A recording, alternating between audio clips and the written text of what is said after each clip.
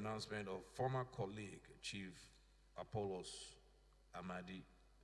This is to inform the House of Representatives and National Assembly of the demise of our former colleague, Honorable Chief Apollos Amadi, whose transition took place on the 7th day of June 2020. He represented the good people of Ikwere Emohua Federal Constituency, Rivers State, under the platform of the PDP between 1999 and 2003. May he so rest in peace. Signed by Honorable Boniface Sunday.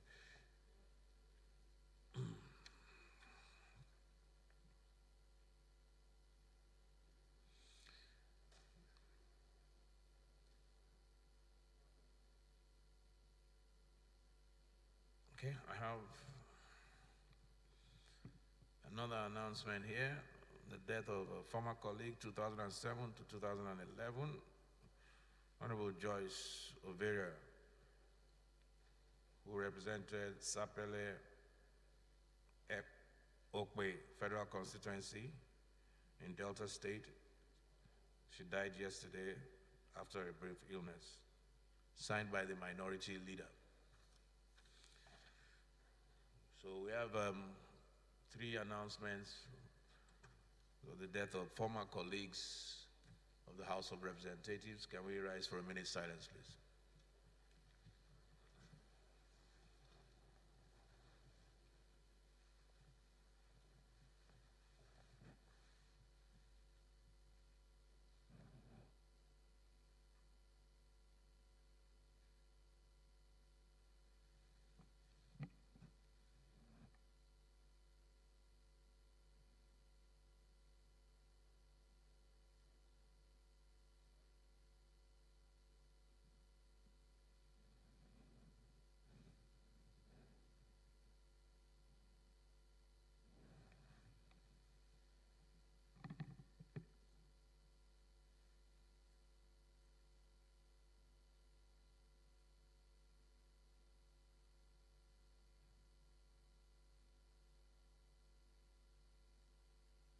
May their souls rest in peace.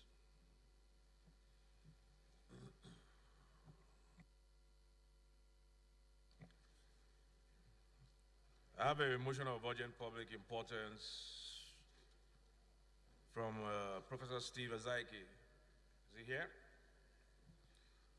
Prof, move your motion.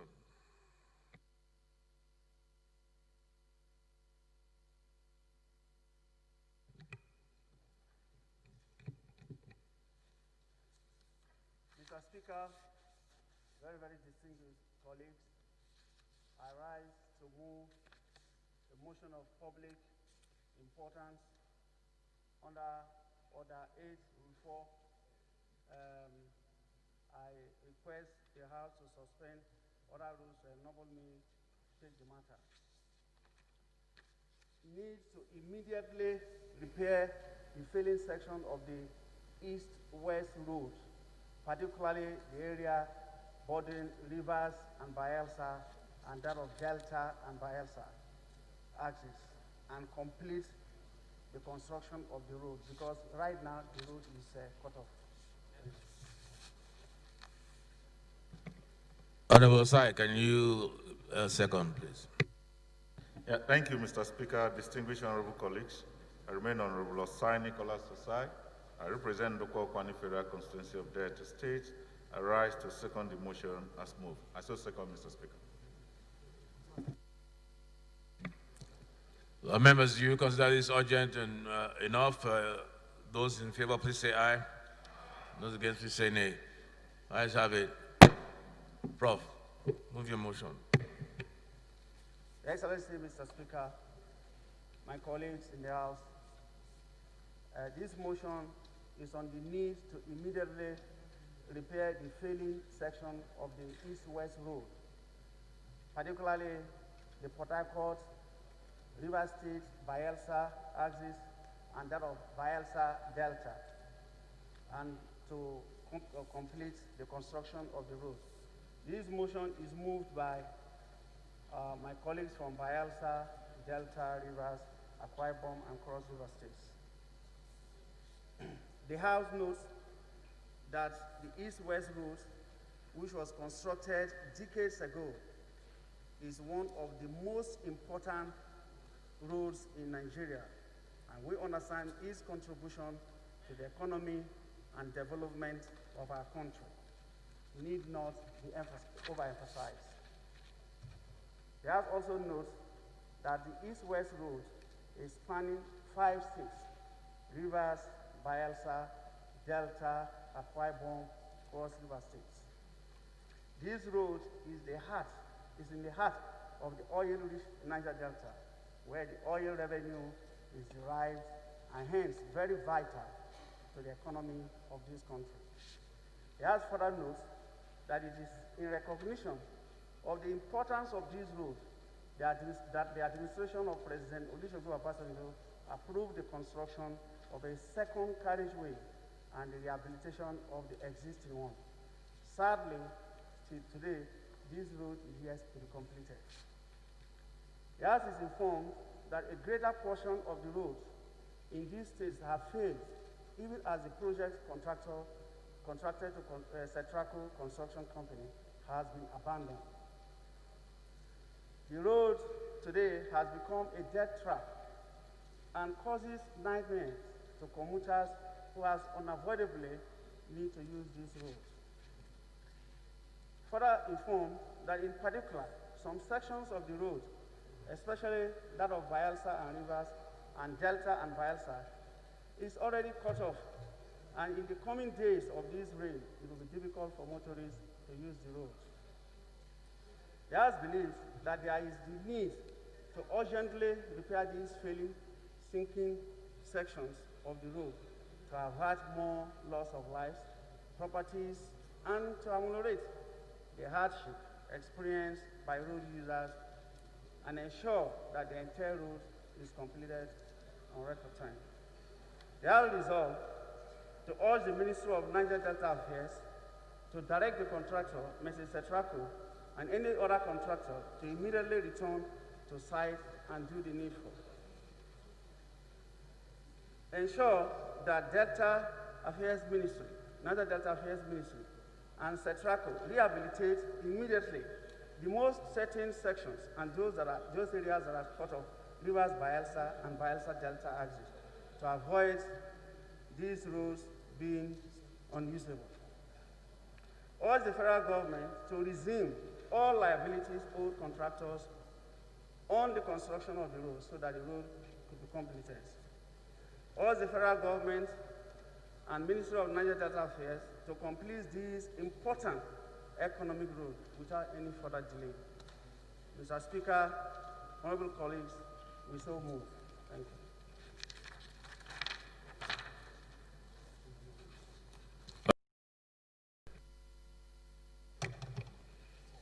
Mr. Speaker, distinguished colleagues, my name is Idem Unyime, member representing Ukanafun, Orowanam Federal Constituency in Akwa Ibom State. I rise to second the motion as moved by my colleague. I so second. Okay, those in favor of the motion, please say aye. Those against, please say nay. Ayes have it.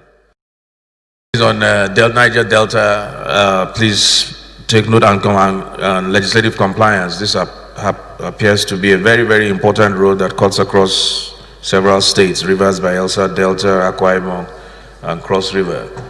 Please take note of this motion, and the two committees should get swing into action.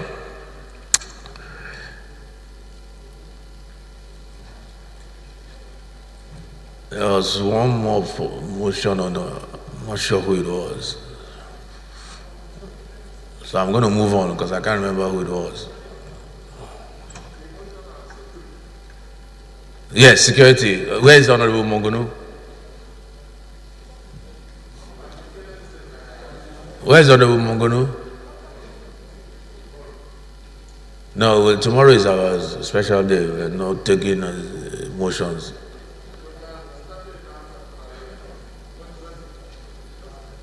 Okay, so we'll... Honorable Dati.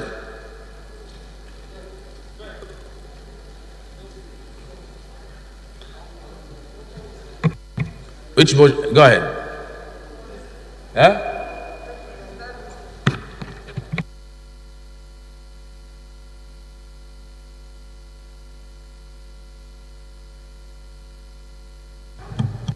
On notice, but it was all captured here. You directed that it should be listed today, and it's not listed.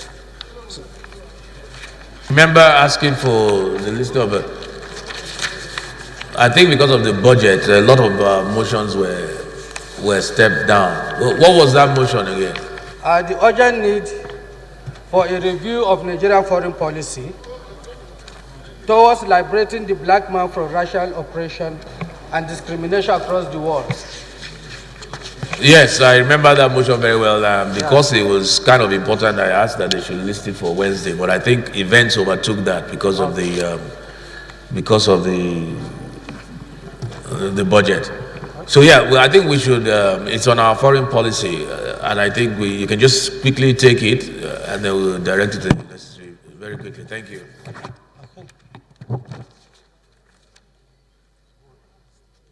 Thank you, Mr. Speaker. Honorable colleagues, my name is Honorable Garba Detti Mohammed. I represent Sabon Gari Federal Constituency of Kaduna State. I come under Order 4, Rule 8, matter of urgent public importance. Oh, okay, sorry, Order 8, Rule 4. And, So the issue is the urgent need for a review of Nigeria's foreign policy towards liberating the black man from racial oppression and discrimination across the world. So I want this motion to be taken as urgent and all our relevant rules to be suspended to enable me to present this motion now, Mr. Speaker. Thank you. An urgent need to review our foreign policy as it relates to the black race around the world, yeah, because of what is going on today. Okay. Is that Pali? No. Yes. Second, please.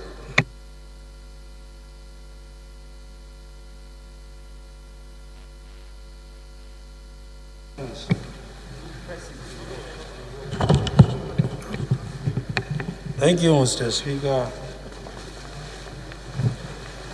I remain Honorable Musa Mohammed Pali, member representing Al-Khaliri Kirfi. I am from Bauchi State. I stand to second the motion ably moved by my honorable colleague to allow him to present his motion. Thank you.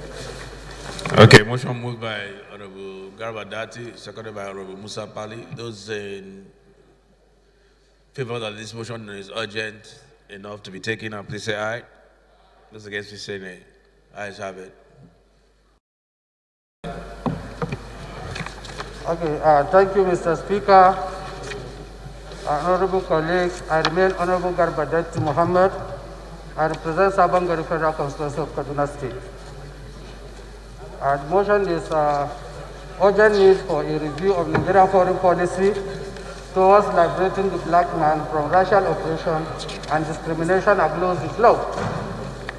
The House recalled that Nigeria attained independence in October 1960 after colonial rule that spanned over a century, and only after a very bitter struggle lasting decades.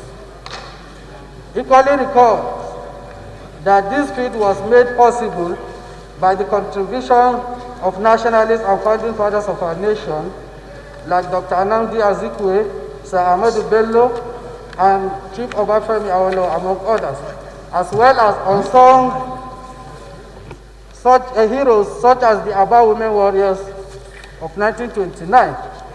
Further recalls that the dehumanization of which Nigerian people were subjected left an indelible yearning to confront denial, discrimination, oppression of any form, but particularly on account of the color of your skin. The House is aware that, for the aforementioned reasons, attainment of independence Africa became the centerpiece of Nigerian foreign policy. Equally aware that the apartheid policy in South Africa was the most compelling instance of racism of its time, and in spite of our infancy as a sovereign state, the Prime Minister, Sir Abubakar Tafawa Balewa, directed that a letter reference PPS 27 dated 4 April 1961 be written to African National Congress, assuring it that on this part, the battle against apartheid has just begun, and so began the dismantling of apartheid after more than 100 years of its reign in South Africa. The House notes that, true to its word, Nigeria lobbied for the expulsion of South Africa from Commonwealth of Nations in 1961, boycotted and organized the boycott of many sovereign states of the Montreal Olympics in 1976 and the Edmonton Commonwealth Games in 1979 in protest against the deprived policy of apartheid.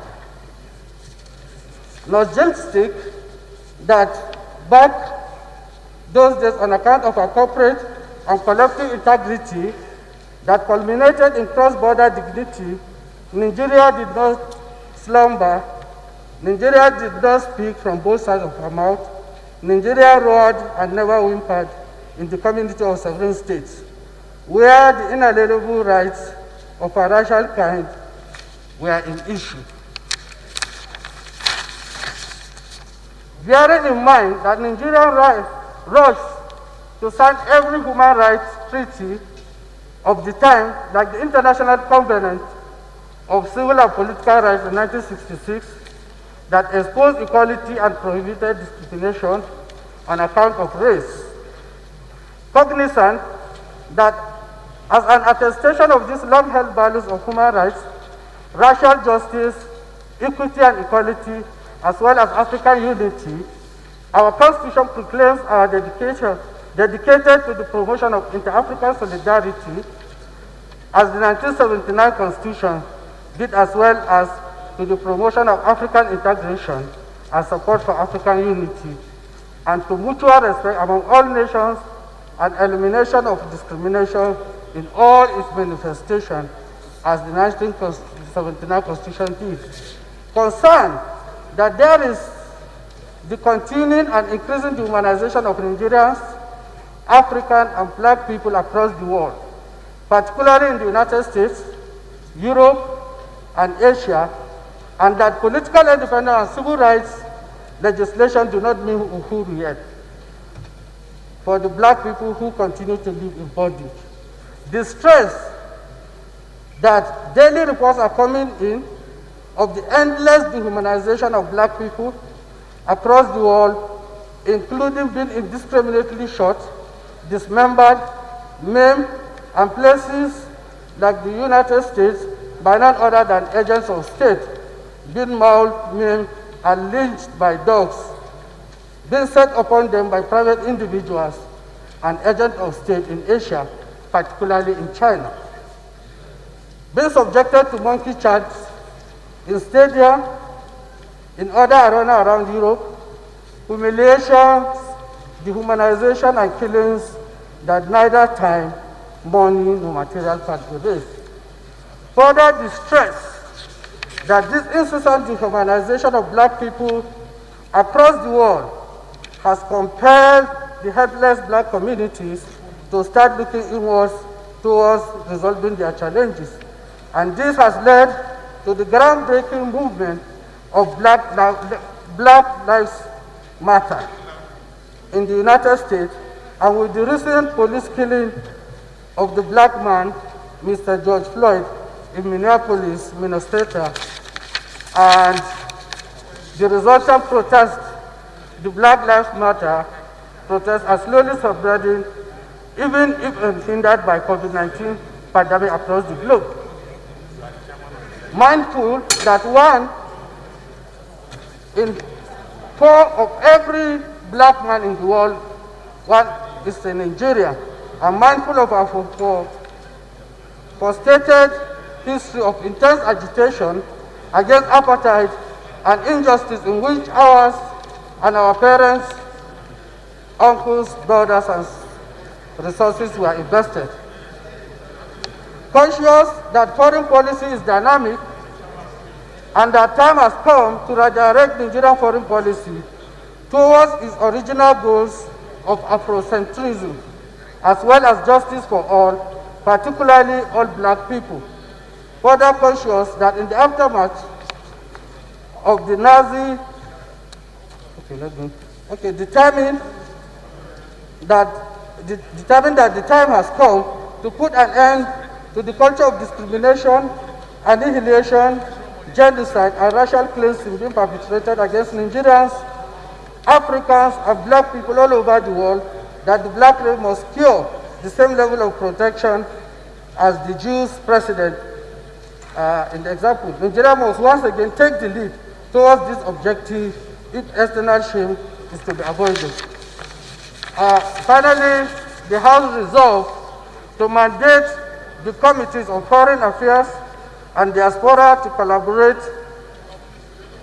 between them to organize a conference of local and international stakeholders towards fashioning comprehensive approaches to the festering challenges of discrimination, annihilation, genocide, and racial cleansing being perpetrated against Nigerians, African, and the black people all over the world. I so move, Mr. Speaker. Thank you.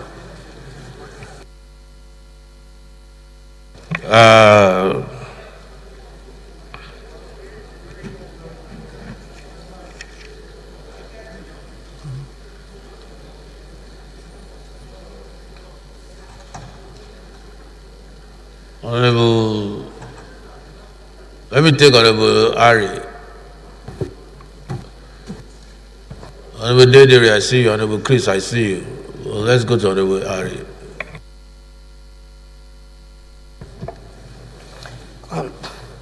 Thank you, Mr. Speaker.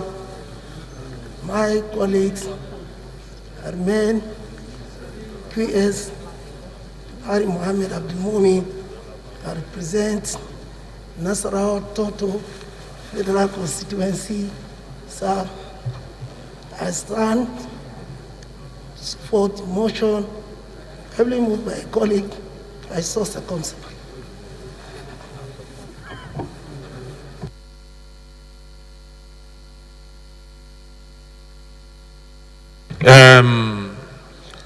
Honorable Dati, we'll just let you do 1 minute of just a general debate and then we'll put the question. 1 minute. Thank you, Mr. Speaker. As I earlier said, in the 1970s, 80s, and 90s, we have dynamic foreign policy. Nigeria was able to lead other African countries to fight colonialism and bring an end to apartheid. It was at the instance of Nigeria that United Nations Anti-Apartheid Committee was established, and we fought apartheid to stand still. We led other countries to boycott Montreal Olympics, Edmonton Commonwealth Games in 1976 and 1979. During the presidency, the head of state, General Obasanjo then, Nigeria nationalized all companies that have link with apartheid South Africa. For instance, Barclays Bank was nationalized and changed to Union Bank. Standard Bank was changed to First Bank. British Petroleum to African Petroleum. And we were able to establish South African Relief Fund, of which we are contributing every year $5 million to both African Congress and Pan-African Congress of Azania. So now that there is no more apartheid in Nigeria or in Africa, the new focus now is black man is being hunted all over the world. Nigeria has to take a stand on this very issue so that it will be to our own by the use of African Union, the use of CAP and other multi-agency group to fight apartheid in all racism in all its ramifications. So, Mr. Speaker, that's why we are saying that Nigeria should now refocus or redirect our foreign policy interests to reflect the interests of black men. Because for every 4 black men in the world, 1 is a Nigerian. So we have to rise up. If we don't do this struggle, nobody will do it for us. And we said this is exactly what happened to the Jews after the Holocaust and the World War II. So it has become a criminal offense in many jurisdictions to even deny Holocaust, talk less of anti-Semitism. Thank you, Mr. Speaker. Okay, those in favor, please say aye. Those against, please say nay. Ayes have it. What's your motion? Thank you, Mr. Speaker. I am Honorable Usman Zanna, representing the people of Kaga, Gubio, Maguberi, Federal Constituency. I'm from Borno State. I rise, Mr. Speaker, under Rule 8, under Order 8, Rule 4 and 7 to take matters of public importance in a fresh Boko Haram attack in my constituency yesterday night. Yes, Mr. Speaker, I so move.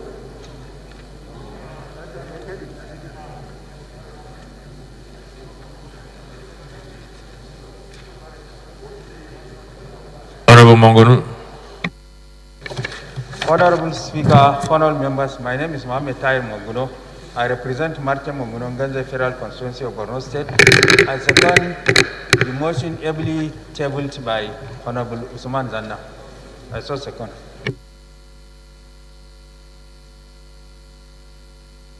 Those in favor, please say aye. Those against, please say nay. Ayes have it. Honorable Zanna, please move your motion. Thank you, Mr. Speaker.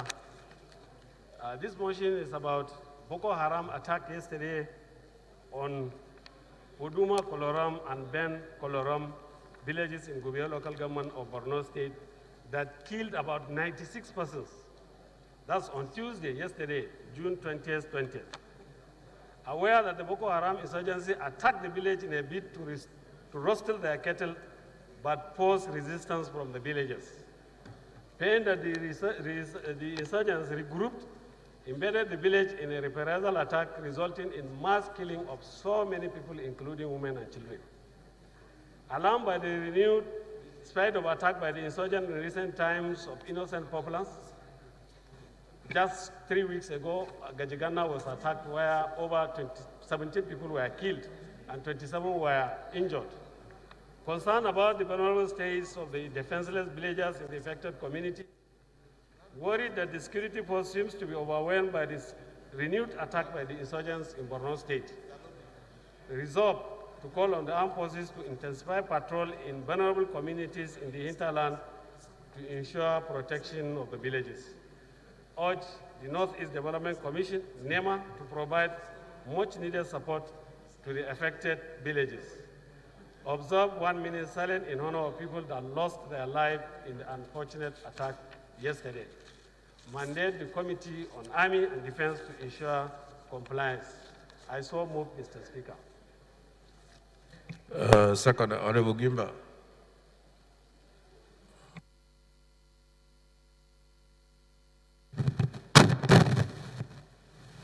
Mr. Speaker, honorable colleagues, I'm Honorable Zainab Gimba. I represent Bamangala Kalabelge. I'm from Borno State. I move to second the motion brought in by Honorable Usman Zanna. I so second. Motion moved by Honorable Zanna, seconded by Honorable Gimba. Honorable Gimba, just 2 minutes. Mr. Speaker.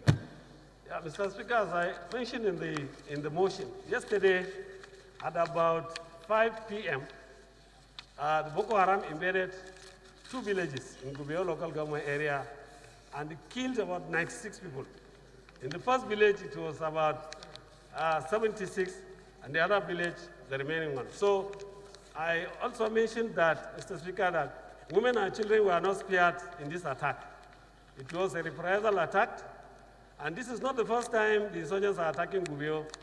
Last year, around October, Gubeo was attacked 8 times in a month, 8 times. So, Mr. Speaker, I urge my honorable colleagues to support this motion, to urge the military to intensify patrol as the rainy season is fast approaching. People have to farm because we don't want people to depend on handouts as IDPs. They have to stay in the villages. Government has spent a lot of money in returning these IDPs back to their communities. And we don't want a situation whereby they will also be packed in IDP camps. It is time to close the IDP camps. Our governor is trying his best, going to all nooks and crannies.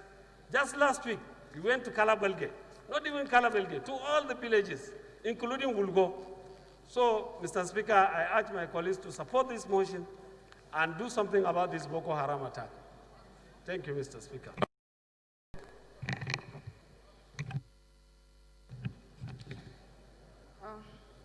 Mr. Speaker, thank you so much for the opportunity. Honorable colleagues, I wish to, as a rider to the motion brought in by Honorable Usman Zana, to appeal to this House to stop being diplomatic with the security agencies. Mr. Speaker, the situation in Borno State, some are being reported as he did, and some are not even being reported. There is no single day in Borno State that Boko Haram will not kill people in one village or the other. And I believe that every life matters to this House.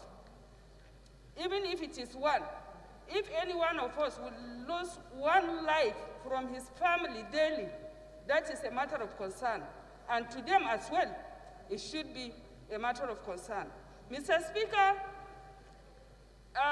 this House has to be very aggressive in approaching the security chiefs to ensure that even if they have to change their strategy, of course, if they for 10 or 11 years now, Boko Haram has been killing people in Borno State and there is no any progress, it will just go on and off, back and forth. I think it is time now to sit. We have professionals. We have ex-military men in this House. We can bring in people that are strategists in security matters and sit down with the security chiefs. There is no monopoly of knowledge. It is not a matter of because you are in the military, you are the best person to advise the military. So I think, Mr. Speaker, in my own opinion, this House has to be aggressive. If we look at the way the Nigerian government approach Corona, as if Corona is just hiding in any of the streets, that when you go out, it will just catch you. We are all seated at home for how many months? So if we can lock down the whole of Nigeria because of Corona, I think for Boko Haram, for armed banditry, for rape, for all of these things, we also need to have a robust and aggressive way of approaching it. And lastly, Mr. Speaker, for these rapists, I will use this opportunity to say that we even need a mobile court because women cannot allow this thing to go while your rapist is moving around, giving bail to be at home. You are seeing him in the streets and then waiting for judgment. There needs to be a mobile court where these rapists will be judged and be sentenced or prosecuted once and for all. Thank you, Mr. Speaker. Of the People's Democratic Party. Thank you, Right Honorable Speaker. The Right Honorable Femi Hakim Chukwuemeka Bajabiamila. My name remains Obina Chidoka, or is Obina Chidoka, representing the Idemili North Idemili South Federal Constituency of Anambra State. Mr. Speaker, it was just this morning or late last night that I saw on Al Jazeera about what is happening in my own country. And I saw the news about 96 people killed. Not minding how he was killed, just one death in America has caused massive riots for the past 14 days. And in this community in Borno, for the 18th time, we've had people being killed to the extent of 96 people. And for what the mover of the motion has said and what my dear Honorable Gimba has said, they don't spare women, neither do they spare children.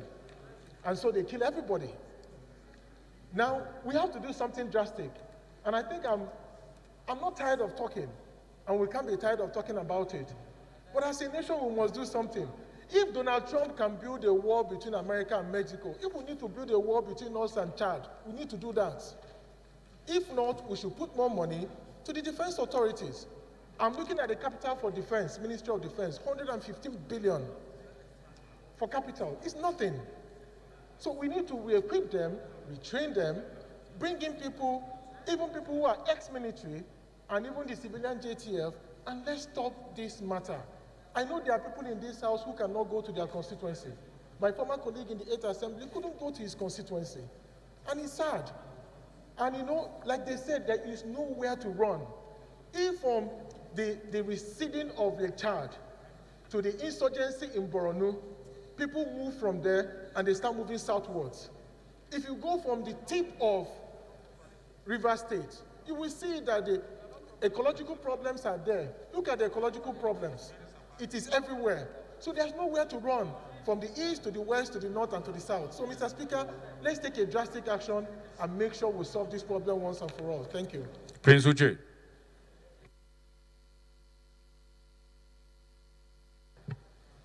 Thank you, Right Honorable Speaker, and my very distinguished colleagues. I am Uchechukwu Namobi, and I represent the good people of Ahoda West and Oba Ebe Mendoni Federal Constituency from River State. Mr. Speaker, when the people lose their sense of security, anarchy is lurking. Now, every day we are inundated with the fact that people are spectacularly killed. I recall that in the recent past, this government has told us that they're no longer able to carry out any spectacular attacks. Today, 96. The other day was 12. Yet, we sit down here and talk about security every time. Why are these security chiefs still sitting there? If you cannot do the job, let another man take over. We cannot continue to handle this with kid gloves. These are Nigerians dying on a daily basis. So it is my contribution, because I want to adapt what the other speakers have said, to just my very few points that this incessant killings must stop. And we're calling on the president to do the needful. Let these security chiefs be changed. It is not a matter, it's not a do or die affair. They must not sit there continuously if nothing is happening. Let them retool. Let there be a difference. Let Nigerian lives matter. Thank you very much, Mr. Speaker.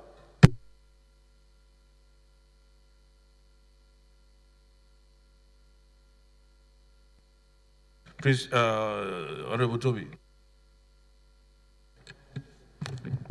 Thank you, Mr. Speaker. Honorable colleagues, I want to thank my colleague Osman Zana for bringing this motion on Boko Haram attack in 2 villages in Gubbio local government. Mr. The fact that with the better security yesterday, we are debating it today, and we are going to call the service chiefs tomorrow, is evidence of one day, one trouble.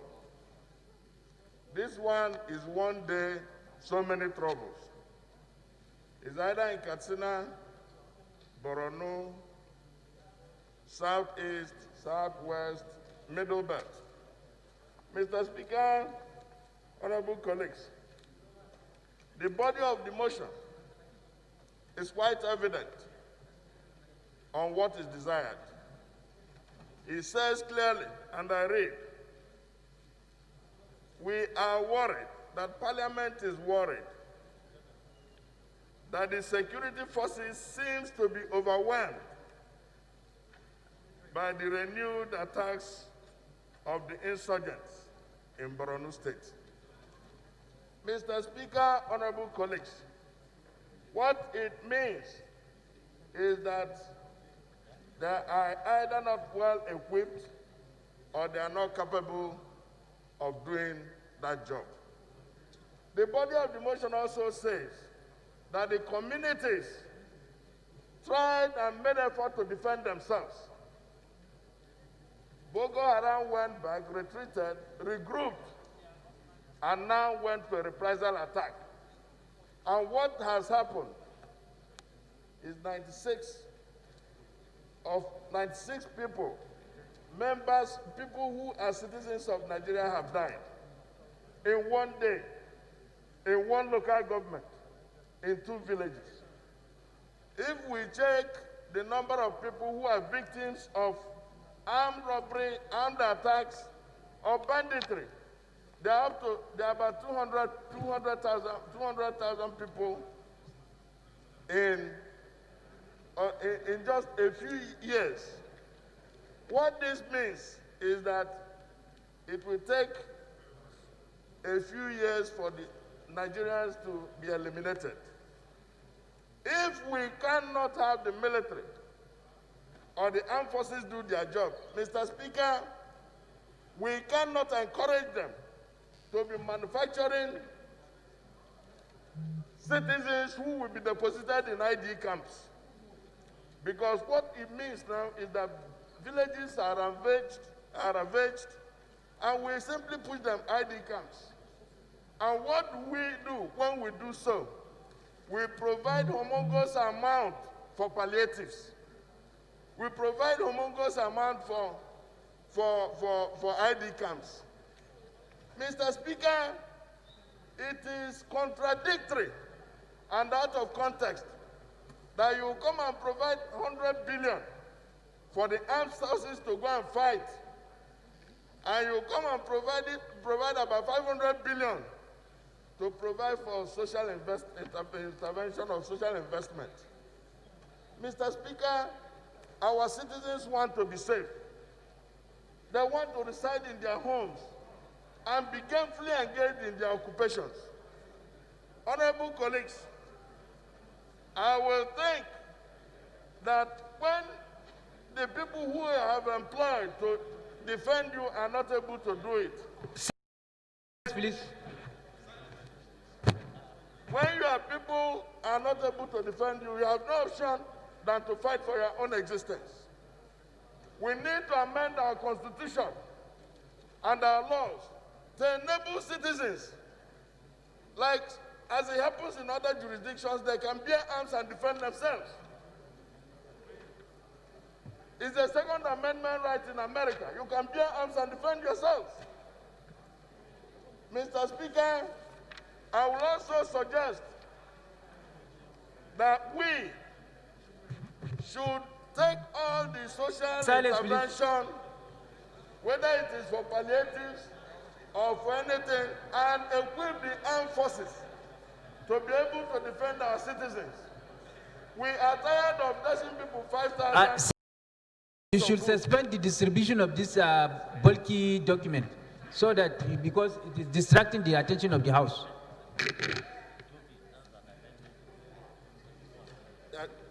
Mr. Speaker, I am uncomfortable standing up and debating and having to raise a point of order, because there is a continuous breach of our standing rules that when one is speaking, nobody should be moving around. They are observing it in breach. Mr. Speaker. Chief Whip, please name the names. Sergeant House, please suspend the distribution of this budget document for now. Call out the names, Chief Whip, please.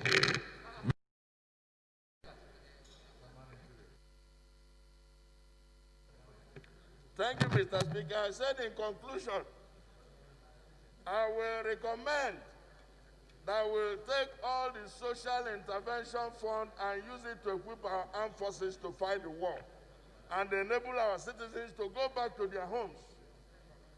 Two, there should be an amendment to the Constitution. Persani Zangondora, please resume your seat. There should be an amendment to the Constitution to enable citizens defend themselves in the face of overwhelming of the Nigerian armed forces. Thank you very much, and I believe that this motion should be carried. Thank you. Thank you. Honorable Mongono, Chief Whip. Honorable Speaker, honorable members, my name is Mohamed Tahir Monguno. I represent Marcha Monguno, Ganze Federal Constituency of Borno State. Mr. Speaker, honorable members, this incident happened in a local government that is neighboring my own constituency. And I will vividly recall that last week, in the course of a similar motion, I made mention of the fact that in a village in my constituency, in a similar incident, where Boko Haram came to wrestle cow from a village, the villagers defended themselves and repelled the attack by the Boko Haram, and in the process killed about 3 Boko Haram members. The Boko Haram went and organized themselves, armed themselves, and came to kill about 32 people in that village. And that village is neighboring the village wherein 96 people were killed yesterday. Mr. Speaker, honorable members, as rightly observed by Honorable Toby, it seems like the Nigerian military is overwhelmed in the discharge of their duty. It is high time that we amend the Constitution so that citizens can bear sophisticated arms with a view to defending themselves in similar circumstances, because these innocent villagers were ready to defend themselves. And in the process, they succeeded in killing about 3 Boko Haram people. And now the Boko Haram went and came back with sophisticated weapons and wiped out the entire village in the motion which is the subject, in the matter which is the subject matter of this motion, and in a similar incident in my constituency.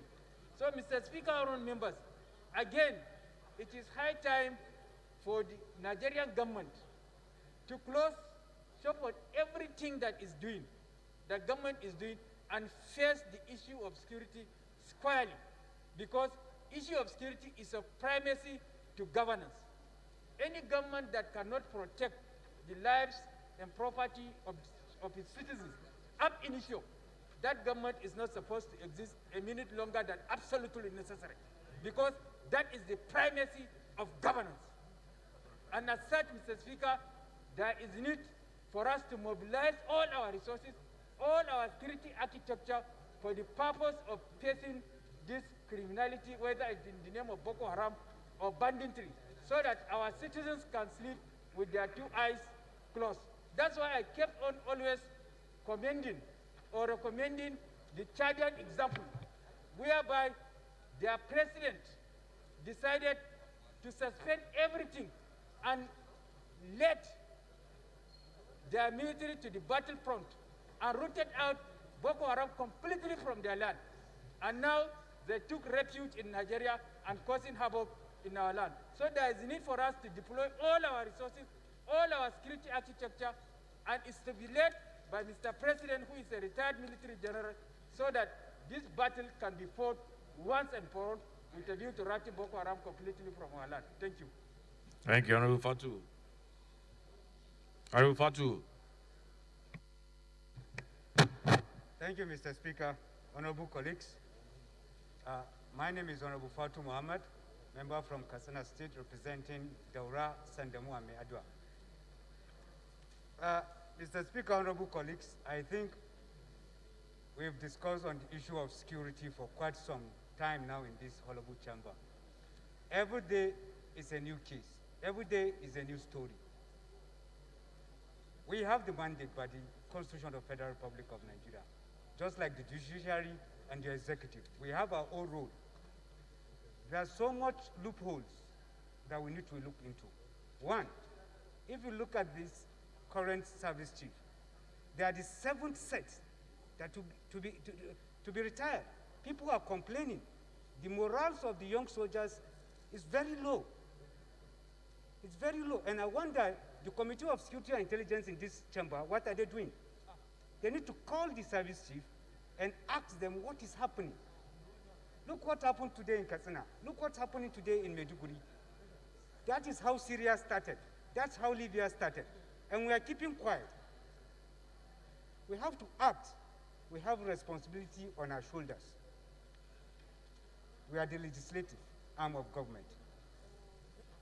We cannot leave them to keep on killing people like that, giving complaints and excuses. People are dying. The people are angry. There was a protest in Katsina yesterday. That's how things started. They are burning billboards of current President of the Republic of Nigeria. How many are those bandits? How many of them? How many of them? There are no more than 300, 500.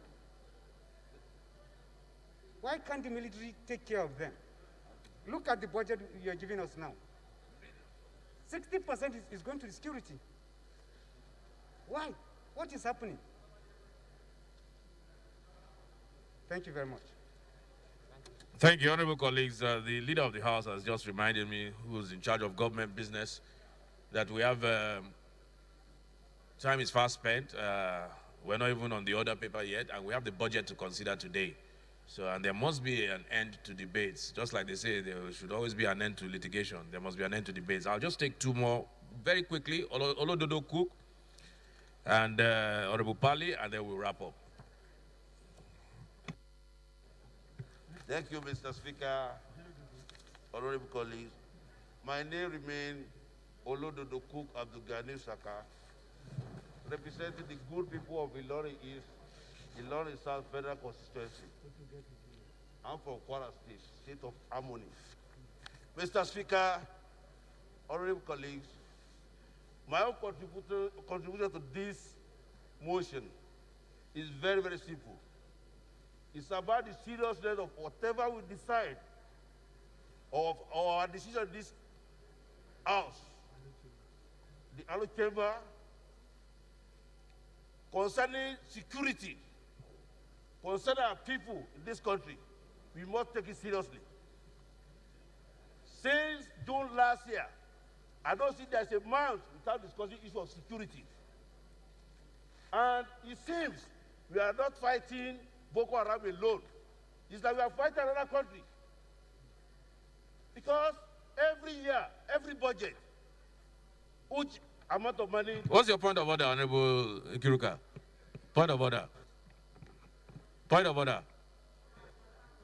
Huh? Constitutional order. What's the point of order? What's the constitution?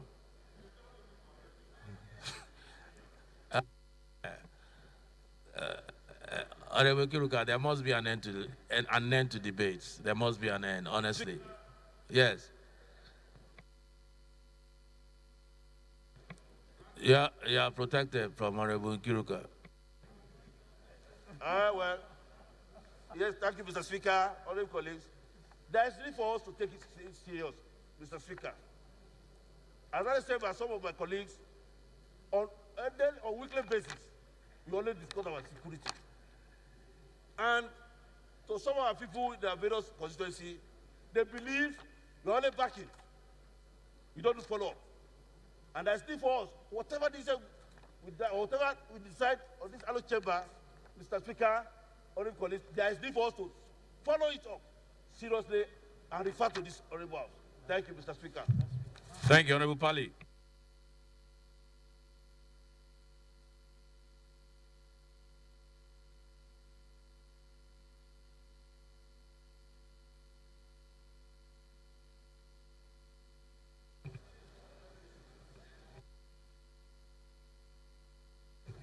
Mr. Speaker, my name is Sada. Where's the Pali? Honorable Pali, Musa Pali.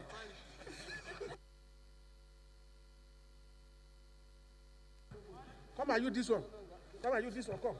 This one.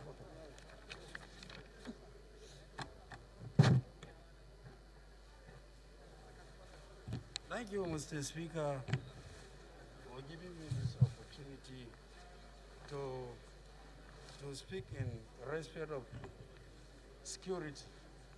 Mr. Speaker, it's not even quite long. My senior colleague in the chamber, Honorable Sol Isada, brought the issue of security last week. And still, today, yesterday, same issue happened in Borno, in respect of that security issue. Mr. Speaker, I am of the opinion to make a certain group in each community within those areas that they have security issue to protect their communities. Because those Boko Harams, they used to send some agents to make sure that there is no security personnel in the village, then they can go and attack the village. So we have to make a private security within the community to have an arm, then definitely that issue will come to an end. But hence, we can rely on military and police. They will not go those areas if they know that the security personnel is there. So the security, they are trying their best, but we have to add additional community vigilante, then to avoid all these things. Thank you, Mr. Speaker. The last speaker will be Honorable, thank you, Honorable Kiruka, for yielding your time to the last speaker, Honorable Musa Serikiada.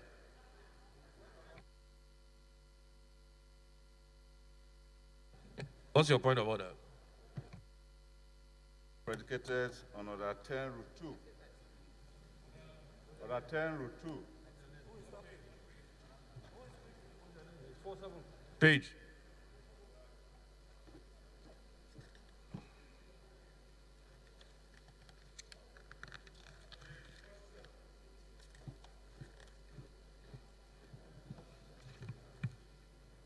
Mr. Speaker, distinguished honorable colleagues, I remain Honorable Osai Nicholas Osai. I represent the Kwani Federal Constituency of Delta State. Mr. Speaker, you agree with me that we will have four authorities in this House. The authority of Mr. Speaker as a Speaker and a presiding officer. The authority of the governor as an instrument of decision-making. The authority of the mace as an authority of the whole House. And the authority of the whole House as an authority himself. Mr. Speaker made a decision by government that the last person to speak was pronounced. It was a decision of the House, because Mr. Speaker made that decision and gavetted on it. So for us to go back to such issues, you must try to rescind the decisions by gazette. By gazette. You see, Honorable Osai, let me help you. Let me save you the trouble. Read out Order 10, Rule 2 that you referred to.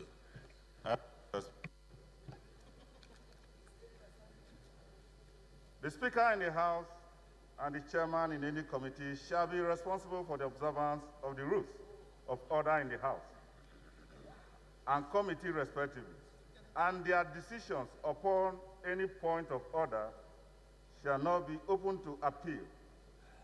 Stop right there. Stop right there. At what point did I give you a ruling on any point of order?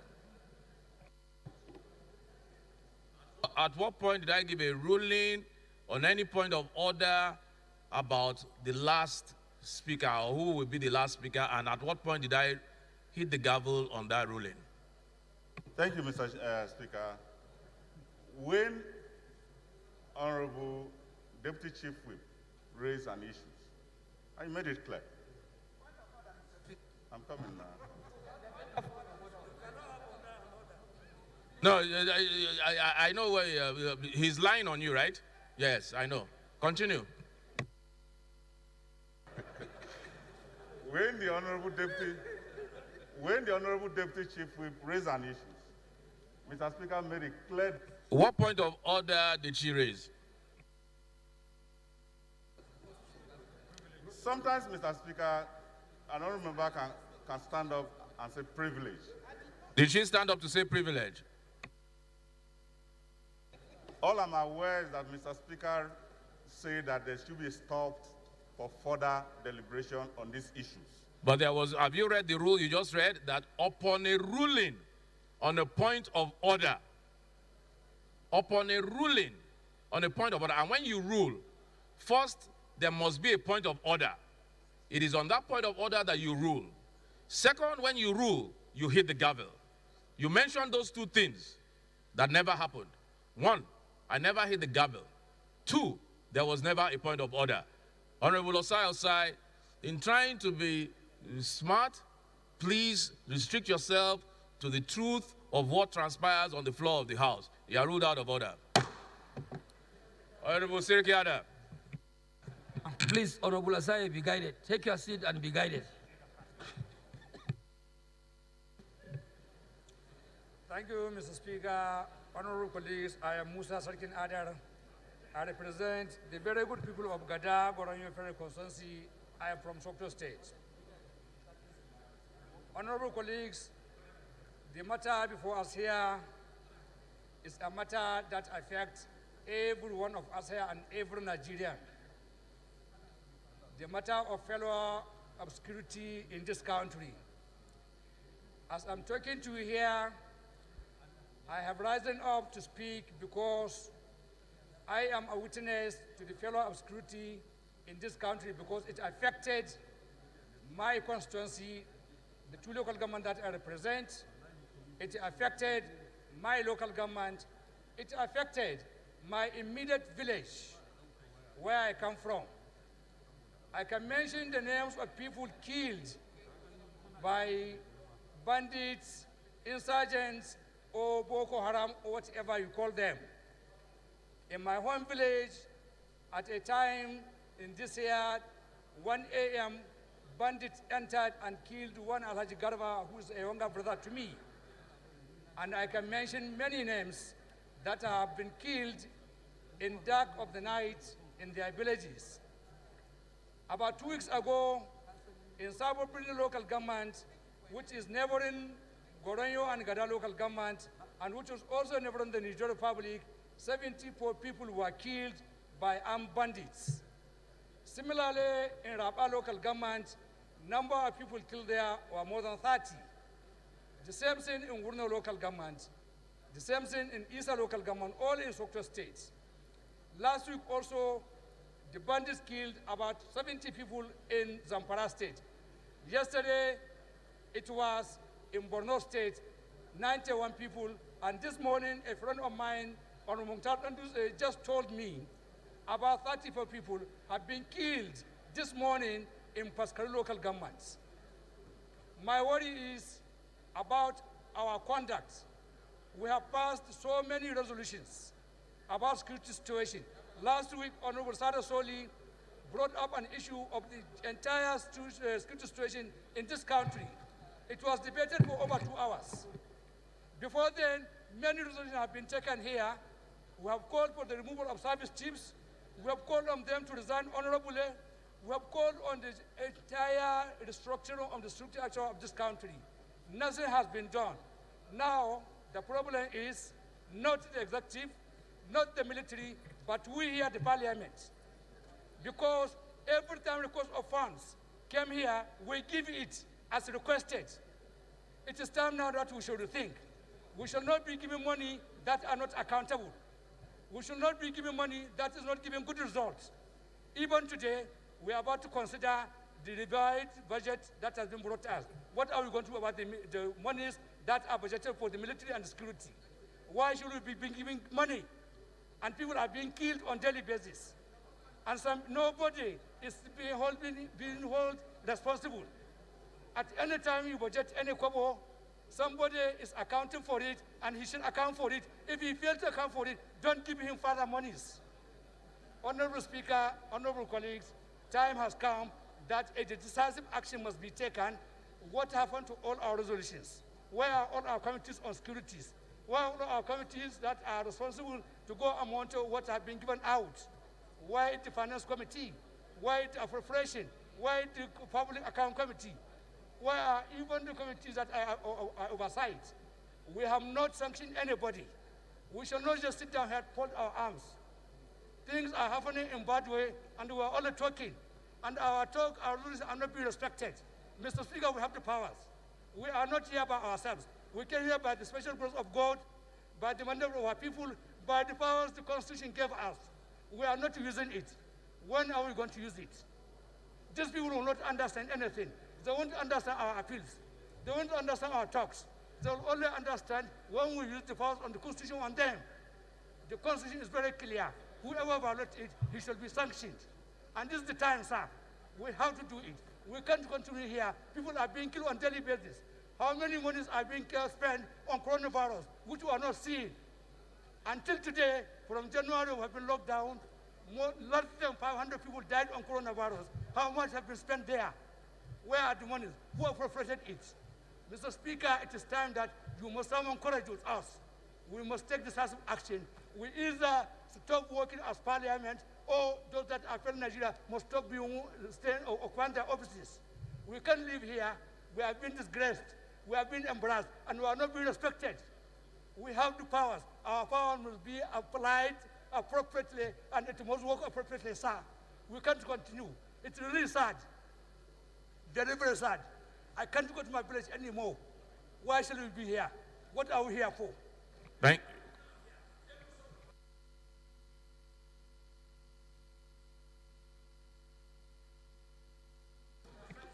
Thank you, Honorable.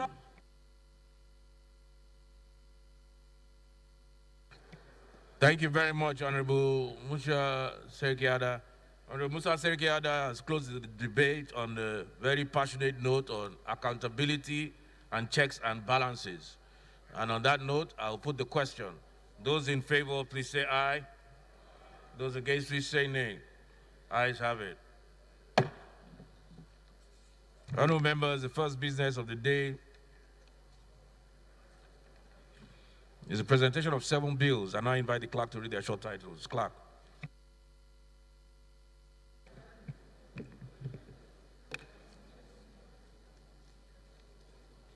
Honorable Speaker, honorable members, Federal College of Education of Bende, examining SSRIA Bill 2020, first reading. Federal College of Land Resources Technology, Igbere, examining SSRIA Bill 2020, first reading. Industrial Development Income Tax Relief Act, Amendment Bill 2020, first reading. Counterfeit Currency Special Provisions Act, Amendment Bill 2020, first reading. Regional Trust Act, Amendment Bill 2020, first reading.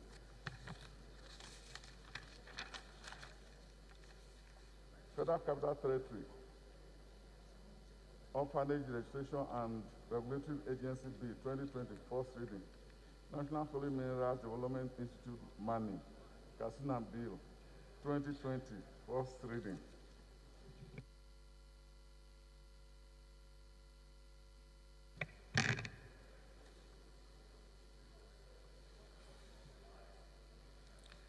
Honorable colleagues, the second business of the day is presentation of report of the Committee on Appropriations and Finance on a bill for an act to amend the Appropriations Act 2020 to authorize the issue from the Consolidated Revenue Fund of the Federation the total sum of 10,801,544,664,642 naira only, of which 422,775,979,362 naira only is for statutory transfers,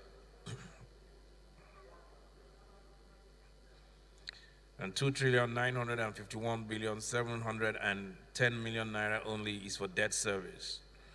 4,938,269,251,000 naira 934 naira only is for recurrent, non-debt expenditure, while the sum of 2,488,789,433,344 naira only is for contribution to the development fund for capital expenditure for the year ending on the 31st of December 2020.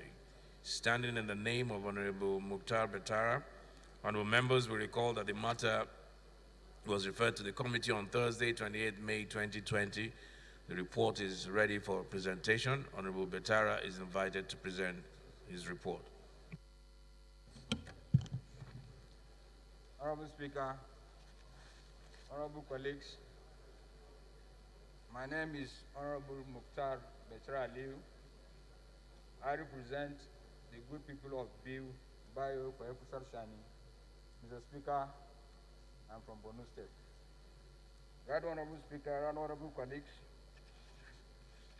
I wish to present to the House a report on a bill for an act to amend the Appropriation Act 2020 to authorize the issue of consolidated revenue fund for the Federation, the total sum of 10,154,664,642 naira only, of which 422,765,979,362 naira only is for statutory transfer. 2,951,710 naira only is for debt services. 4,938,269,251,934 naira only is for recurrent and non-debt expenditure, while the sum of 2,489,433,344 naira only for contribution to development fund for the capital expenditure for the year ending 31st December 2020 as contained in the attached details as referred to the committee on the 28th of May 2020, Mr. Speaker. Can I let the report? No, let's second it first. Honorable Enwo Uduigariwe. Thank you, Mr. Speaker, my very respected colleagues. My name is Honorable Gariwe Iduma Enwo, member representing Afiko North, Afiko South Federal Constituency. Mr. Speaker, I'm from Ebonyi State. Mr. Speaker, I rise to second the motion as ably moved. I so second. Those in support of the motion to lay the report, please say aye. Those against, please say nay. Ayes have it. Honorable Betara, please lay your report.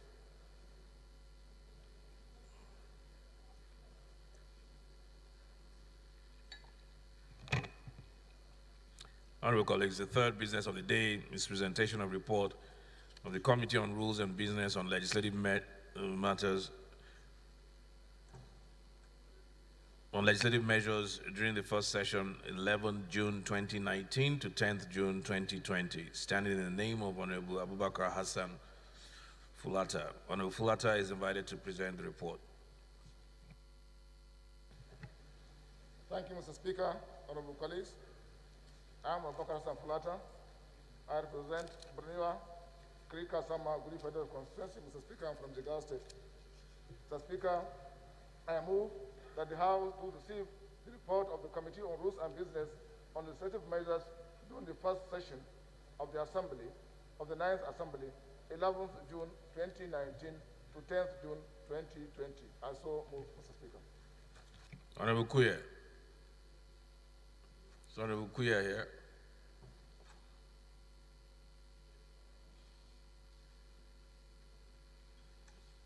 Okay, please second.